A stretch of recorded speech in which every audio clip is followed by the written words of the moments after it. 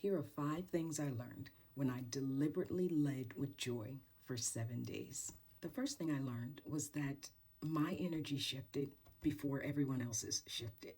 I thought that if I deliberately led with joy, then the people around me would change. But what happened was I changed. I became softer, steadier, more aware, and more present. And that was because I was deliberately planning every day to lead with joy. Joy didn't make my leadership softer, but it did make it steadier. The second thing I learned is that meetings became lighter, more honest. I did expect joy to make things feel nice, but what it did was made things feel real. People spoke up sooner in meetings, people took ownership sooner in meetings, and people shared concerns faster. I think it created a emotional safety where people felt that they could share their concerns in that space without fear of harm, emotional harm. Joy didn't make me avoid any hard conversations, but it did help me to be more grounded and more present in that space. Okay, so here's the third thing that I learned, and probably the biggest one for me. I stopped leading from depletion and started leading more with alignment. Before, my leadership came from pressure or urgency, or that sense of responsibility to make sure that everyone is okay.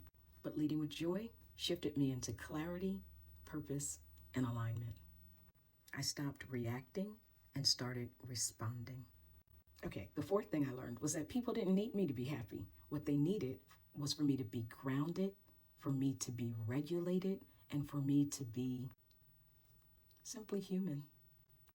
You see, joy wasn't a performance, but it was permission. It was permission for other people to do the same, to be open, to be honest, to be regulated, and to be human. And the last thing I learned is that I had been leading from a place of depletion and emptiness. And far too often, I was calling it strength.